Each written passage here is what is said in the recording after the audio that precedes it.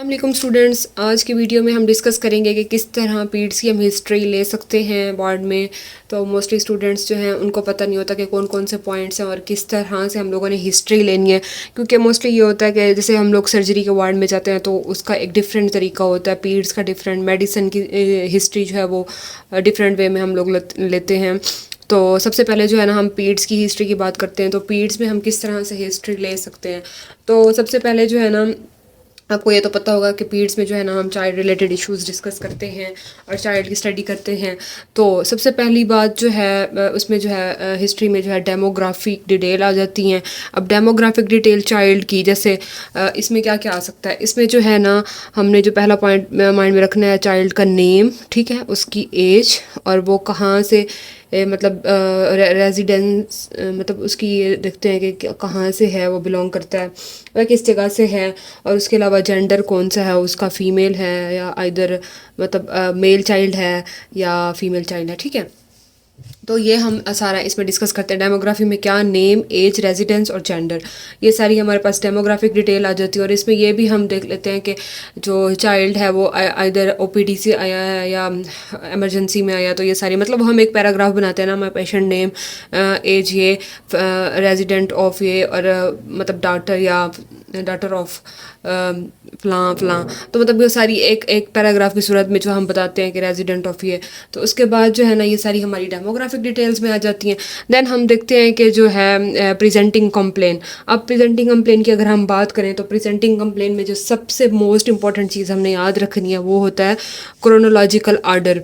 अब chronological order की अगर मैं बात करूँ तो क्रोनोलॉजिकल आर्डर क्या होता है, उसमें ये होता है कि जो सबसे पुरानी चीज़ होती है ना वो सबसे पहले हम लोग लिखते हैं। जैसे फॉर एग्जांपल एक बच्चा आया, वो कहता है कि उसकी माँ ने बताया कि जो है इसको जो है लूज़ मोशन है या लूज़ मोशन, ठीक है, ये पिछले 1 महीने से है और बुखार जो है ना वो पिछले 5 दिनों से जो है इसको बुखार है। तो प्रेजेंटिंग कंप्लेन वो कंप्लेन होती है जिससे जो है जैसे बुखार हो गया या कफ, ठीक है, बुखार और कफ जो है ना उसको पिछले 5 दिनों से होती है। तो प्रेजेंटिंग कंप्लेन वो कंप्लेन होती है जिसके साथ पेशेंट रिसेंटली हॉस्पिटल में आता है, जो कंप्लेन लेके, उसको कहते हैं हम प्रेजेंटिंग कंप्लेन। अब पेशेंट की जो प्रेजेंटिंग कंप्लेन है वो कफ और फीवर की है, क्योंकि वो पिछले 5 दिनों से है और इसी वजह से वो जो है ना हॉस्पिटल में है। अब जो लूज मोशन वाली हिस्ट्री है वो पिछले 1 महीने से है, मतलब वो इस तरह की नहीं है कंडीशन के उसको हॉस्पिटल आना पड़ा, वो पिछले 1 महीने से चले रहे थे। तो क्रोनोलॉजिकल आर्डर में हम क्या लिखेंगे कि loose motion for last 1 month, पहले हम इसको प्रेजेंट करेंगे, ठीक है। देन हम कहेंगे कि fever and cough for last 5 days. तो ये बात हम इसमें करेंगे। प्रेजेंटिंग कंप्लेन में हमेशा आपने याद रखना है जो सबसे पुरानी होती है वो सबसे हम पहले लिखते हैं। अच्छा, ये सारी चीज़ें हो गई प्रेजेंटिंग कंप्लेन में। अब आपको पता हो कि पीरियड्स में जो है ना मोस्टली प्रेजेंटिंग कंप्लेन क्या क्या होती हैं। सबसे पहली जो प्रेजेंटिंग कंप्लेन होती है पीरियड्स में वो फीवर की होती है, ठीक है। देन उसके बाद रैश की होती है, कफ भी, फीवर जो है वो, अब ये फीवर डिफरेंट टाइप्स का हो सकता है। फीवर जो है बच्चों में मोस्टली नमूनिया करवा सकता है, ठीक है। नमूनिया की हिस्ट्री के साथ भी आ सकता है पेशेंट के फीवर हुआ, बाद में नमूनिया में हो गया उसको। अच्छा, उसके बाद या तो कोराइजल हिस्ट्री हो सकती है उसकी कि कोई कॉमन कोल्ड या इस तरह से कोई। और उसके अलावा जो है पेन की हिस्ट्री हो सकती है, सीजर्स की हिस्ट्री हो सकती है बच्चों में। तो ये मोस्टली यही प्रेजेंटिंग कंप्लेन होती हैं, या कोई ब्रीथिंग इशू हो सकता है। तो ये सारी प्रेजेंटिंग कंप्लेन में हम डिस्कस करेंगे। देन उसके बाद आती है HOPAC, मतलब हिस्ट्री ऑफ प्रेजेंटिंग कंप्लेन या हिस्ट्री ऑफ प्रेजेंटिंग इलनेस भी कहते हैं इसको। अब इसमें क्या करते हैं, जो भी हम लोगों ने, जैसे हमने 2 प्रेजेंटिंग कंप्लेन बनाई कि लूज मोशन और फीवर वाली, अब इसमें जो है ना हम फर्दर इसी को एलाबोरेट करते हैं कि अब लूज मोशन है तो हम उसमें पूछेंगे कि क्या कंसिस्टेंसी है, किस कलर का है और कितना ड्यूरेशन है, कितना आता है। मतलब उसमें ना हम ये याद रखते हैं, जैसे डोप्सा एक फार्मूला है, ठीक है, मैं आपको बताती हूँ।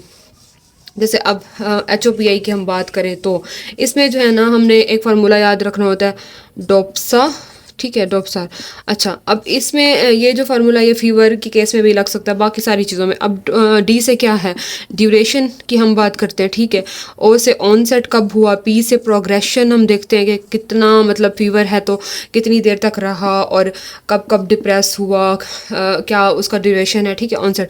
अच्छा, S से हम क्या करते हैं, S से जो है ना हम बात करते हैं ए से एग्रीवेटिंग फैक्टर और आर से जो है ना रिलीविंग फैक्टर, हम ये सारे देखते हैं। तो ये सारे जो है ना ए से एग्रीवेटिंग फैक्टर और आर से रिलीविंग फैक्टर और एस से जो है ना एसोसिएटिंग फैक्टर्स, मतलब यही जो फीवर है ये फर्दर किन किन चीज़ों को एसोसिएट कर सकता है, तो हम इसमें ये सारी चीज़ें देखते हैं। डी से हमने क्या ड्यूरेशन देखा, ओ से ऑनसेट और पी से हमने प्रोग्रेशन देखी, एस से जो है ए से जो है हमने एसोसिएटिंग फैक्टर्स देखे और रिलीविंग फैक्टर देखे, उसके बाद एग्रीवेटिंग फैक्टर देखे, तो ये सारे। अच्छा, उसके बाद जो है हम अगर बात करते हैं तो उसके बाद HOPI में भी हमने ये फर्दर इन्हीं को एलेबोरेट करना है कि फ़ीवर कितना था, क्या था, ये सारी चीज़ें हमने एक पैराग्राफ की सूरत में मेंशन करनी होती हैं। अच्छा, उसके बाद आती है हमारे पास बर्थ हिस्ट्री। अब बर्थ हिस्ट्री की अगर हम बात करें तो बर्थ हिस्ट्री में क्या क्या चीज़ें इंपॉर्टेंट है। बर्थ हिस्ट्री में पीरियड्स में जो है ना बेटे, जो बर्थ हिस्ट्री है ना वो बहुत बहुत इंपॉर्टेंट है। बर्थ हिस्ट्री में अब 3 चीज़ें हमारे पास आती हैं।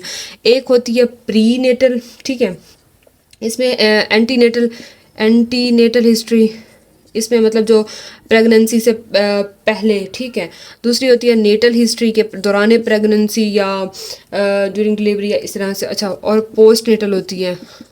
पोस्ट नेटल मतलब डिलीवरी होने के बाद क्या क्या कॉम्प्लिकेशंस और क्या क्या। अब इन 3 पैराग्राफ्स में हम इसको डिवाइड करेंगे। सबसे पहले जो एंटीनेटल है ना, तो एंटीनेटल मतलब ड्यूरिंग प्रेगनेंसी कि प्रेगनेंसी से पहले जो है ना, अगर प्रेग्नेंट फीमेल है तो उसने कितने विज़िट्स किए अपनी प्रेगनेंसी के दौरान, मतलब एंटीनेटल विज़िट्स होते हैं जो मिनिमम 4 होते हैं, और हमने उससे ये पूछना है कि कितने उन्होंने विज़िट किए और कोई स्कैन वगैरह करवाया है और कोई मेडिसिन वगैरह ली है। अगर हॉस्पिटल गई हैं तो कोई, जैसे उनसे पूछना है कि कोई फॉलिक एसिड की आपने जो है टैबलेट वगैरह ली है या आयरन सप्लीमेंट्स मोस्टली जो है फीमेल यूज़ करती हैं। तो हमने ये हिस्ट्री लेनी है कि इधर वो कोई मेडिसिन ले रही है फॉलिक एसिड की या आयरन की, या उन्होंने स्कैन करवाया है कोई। और उनसे ये भी पूछना है कि दौरान प्रेगनेंसी जो है आपको कोई डायबिटीज़, शुगर वगैरह तो नहीं हुई जो इसी दौरानिए में, या कोई हाइपरटेंशन मतलब आपका BP वगैरह तो नहीं रेज कर जाता, और कोई आपको जैसे सीजर्स वगैरह, कोई झटके या फिट्स वगैरह की हिस्ट्री वो हम पूछ लेंगे कि प्री एक्लेम्सिया या एक्लेम्सिया वगैरह, ठीक है। और ये भी पूछना है कि आपने जो स्कैन है इससे पहले आपने कोई एक्सरे वगैरह तो नहीं करवाया, कोई इस तरह से कोई पहले आपको जो है इंजरी हुई हो और कोई बोन वगैरह या कोई इस तरह से कोई आपने कोई एक्सरे वगैरह तो नहीं करवाया, ये सारी हमने पूछनी है। और अबॉर्शन का भी हम पूछ सकते हैं कि कोई बेबी पहले अबॉर्ट तो नहीं हुआ इस प्रेगनेंसी से पहले। तो ये सारी चीज़ें हम जो है ना एंटीनेटल में पूछते हैं उससे। अच्छा, उसके बाद बात आती है नेटल केयर की। अब जो है नेटल हिस्ट्री में हम क्या पूछेंगे, नेटल हिस्ट्री में हम ये पूछते हैं कि जो है कितने वीक पे या कितने महीने पे जो है ना आप का बेबी जो है वो डिलीवर हुआ है। जैसे अब नॉर्मल जो गेस्टेशन पीरियड है वो है 37 to 40 वीक्स, अब ये फुल टर्म बेबी का, ठीक है। मोस्टली जो है बच्चे होते हैं वो प्री टर्म पैदा हो जाते हैं, लाइक 8 मंथ के बाद। तो इस तरह से हमने वो पूछना है कि कितने महीनों पे पैदा हुआ है बच्चा आपका। और एक बात तो हमने ये पूछनी है, और ये पूछना है कि डिलीवरी जो है ना आपका जो बच्चा है वो हॉस्पिटल में पैदा हुआ है या घर में पैदा हुआ है, एक बात ये हमने पूछनी है। देन हमने ये पूछना है कि बड़े ऑपरेशन से पैदा हुआ है, छोटे से मतलब सी सेक्शन से हुआ है या स्पॉन्टेनियस वेजाइनल डिलीवरी है, कोई इस तरह से ये पूछना है, ठीक है। तो हमने ये सारा पूछना है। और हमने ये भी पूछना है कि जो कॉर्ड थी, प्लेसेंटल कॉर्ड, वो किसने काटी थी, मतलब किसी डॉक्टर ने काटी थी या कोई जैसे आया वगैरह होती हैं, तो ये हमने सारी उससे पूछनी है इसी में। ये हमारे पास आएंगी नेटल में। नेटल में हमने क्या पूछा, हमने डिलीवरी का दौरानिया पूछा कि डिलीवरी हुई हॉस्पिटल में हुई और कितने मिनट जो है आपको दर्दें वगैरह लगी रही, ये सारी भी हम इसी में हिस्ट्री ले सकते हैं, ठीक है। अच्छा, सी सेक्शन से हुआ, नॉर्मल हुआ, ये सारी।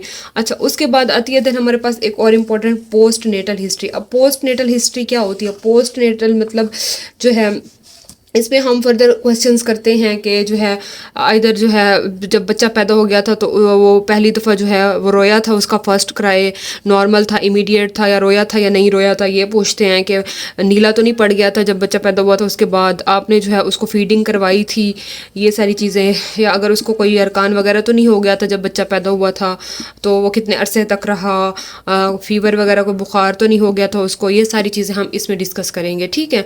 ये हमारे पास आती है पोस्ट नेटल हिस्ट्री में। अब ये सारी चीज़ें हम जो है ना, ये हमारी हो गई बर्थ हिस्ट्री।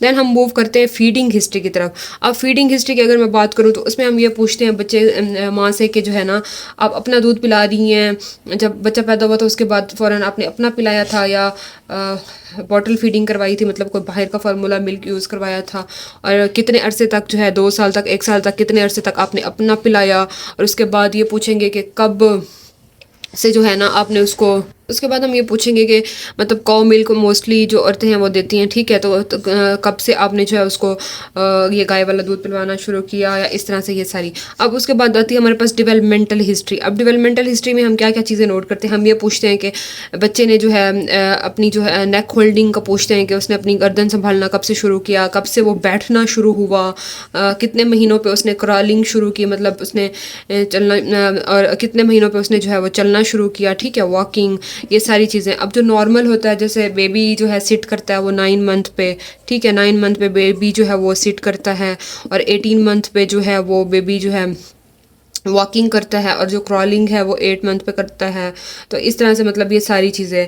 तो 6 वीक पे स्माइल करता है, 6, हाँ जी, अच्छा, तो ये सारी चीज़ें हम उससे पूछ लेंगे कि कब बैठता है, कब उसने गर्दन संभालना शुरू किया, कब उसने क्रॉलिंग की, कब वॉकिंग, ये सारी हमने डेवलपमेंटल हिस्ट्री में पूछनी है। अच्छा, उसके बाद हम आते हैं इम्यूनाइजेशन हिस्ट्री। अब ये भी बहुत इंपॉर्टेंट है। हम उनसे पूछते हैं कि जब बच्चा पैदा हुआ तो तब आपने उसकी वैक्सीनेशन करवाई थी, जो उसको बाजू पे टीका लगता है और जिसका निशान रह जाता है, मतलब BCG जो एट बर्थ जो वैक्सीन होती है, वो आपने उसको करवाई थी। आपका EPI शेड्यूल जो सारा, उसके बारे में पूछते हैं कि कौन कौन सी वैक्सीन आपने करवाई हैं। तो ये सारी इम्यूनाइजेशन हिस्ट्री में आ जाती है। फिर पास्ट मेडिकल हिस्ट्री।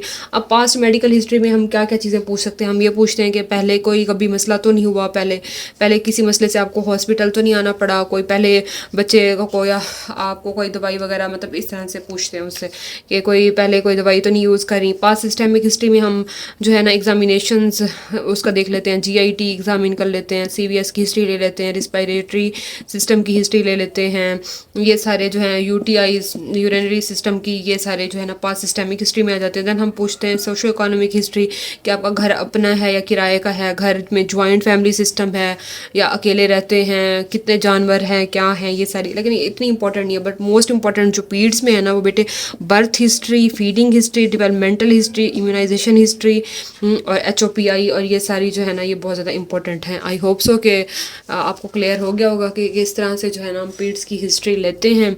और आपको मैं ये भी बताती चलूँ, जो नियोनेट होता है वो जो है 28 डेज से कम का जो होता है बच्चा, वो नियोनेट में आता है। उसके बाद जो है ना इन्फेंट जो होता है वो होता है 12 मंथ तक, ठीक है, 12 मंथ तक हमारे पास इन्फेंट बनता है। देन जो है प्री जिसको हम कहें टोडलर आता है हमारे पास। टोडलर जो बच्चा होता है वो जो होता है 1 से 3 साल का बच्चा जो है वो टोडलर होता है। फिर प्री स्कूल जो बच्चा होता है वो 3 से 5 ईयर्स का होता है, ठीक है। देन उसके बाद एडोलिसेंट जो है वो 13 से 17 की उम्र में। मतलब पीड्स में जो है ना मोस्टली हम 17 साल तक के बच्चे जो है ना वो हम इसी में पीड्स में कवर ट्रीट करते हैं मोस्टली। कुछ लोग कहते हैं कि 12 साल, लेकिन 17 साल भी, 17-18 साल तक का जो बच्चा होता है वो पीड्स के अंडर आता है। तो आपने ये चीज़ें भी माइंड में रखनी है कि नियोनेट कौन सा होता है, इन्फेंट कौन सा होता है, टोडलर 1 से 3 साल का होता है, प्री स्कूल 3 से 5 साल का होता है। ये सारी चीज़ें भी आपने माइंड में रखनी है। तो थैंक यू।